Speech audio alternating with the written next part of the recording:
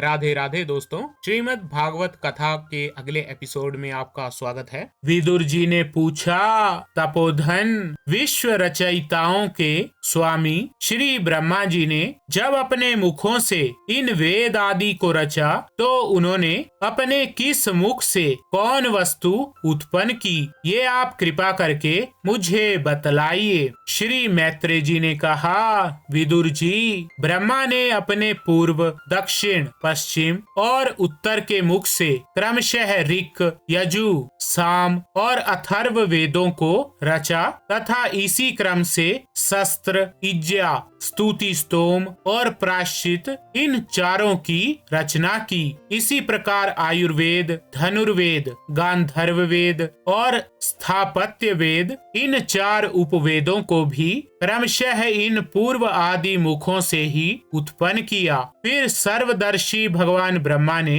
अपने चारों मुखों से इतिहास पुराण रूप पांचवा वेद बनाया। इसी क्रम से षोडशी और उक्त, चयन और अग्निष्टोम, आप्तोर्याम और अतिरात्र तथा वाजपेय और गोसव, ये दो याग भी उनके पूर्व आदि मुखों से ही उत्पन्न हुए। विद्या, दान, तप और सत्य, ये धर्म के चार पाद और वृत्तियों के सहित चार आश्रम भी इसी क्रम से प्रकट हुए। सावित्र, प्राजापत्य, ब्रह्म और बृहत, ये चार वृत्तियां ब्रह्मचारी की हैं तथा वार्ता, संचय, शालीन और सिलोंच, ये चार वृत्तियां गृहस्थ की हैं। इसी प्रकार वृत्ति भेद से वैखानस, वालखिल्य, औदुंबर और फेनप, ये चार भेद वानप्रस्थों के तथा कुटीचक, बहुदक, हंस और परमहंस,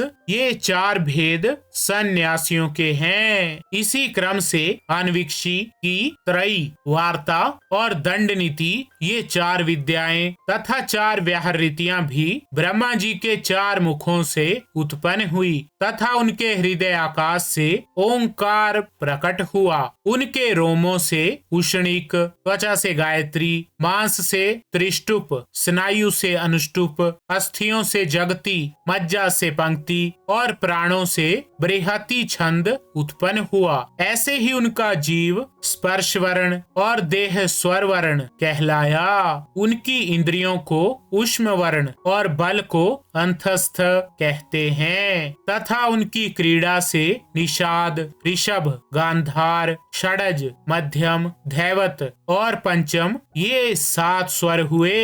हे तात, ब्रह्मा जी शब्द ब्रह्म स्वरूप हैं। वे वैखरी रूप से व्यक्त और ओंकार रूप से अव्यक्त हैं तथा उनसे परे जो सर्वत्र परिपूर्ण पर ब्रह्म है, वही अनेकों प्रकार की शक्तियों से विकसित होकर इंद्र आदि रूपों में भास रहा है। विदुर जी, ब्रह्मा जी ने पहला कामासक्त शरीर, जिससे कोहरा बना था, छोड़ने के बाद दूसरा शरीर धारण करके विश्व विस्तार का विचार किया।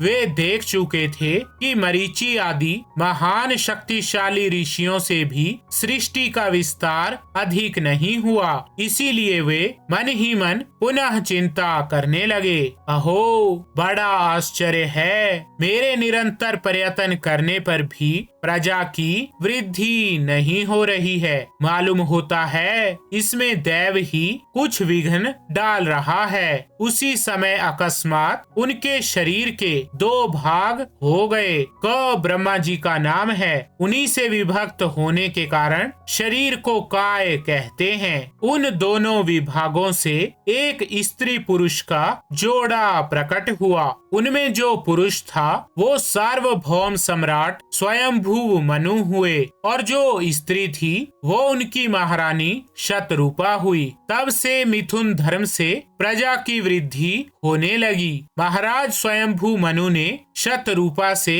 5 संतानें उत्पन्न की। साधु शिरोमणि विदुर जी, उनमें प्रियव्रत और उत्तानपाद 2 पुत्र थे तथा आकुति, देवहूति और प्रसूति 3 कन्याएं थी।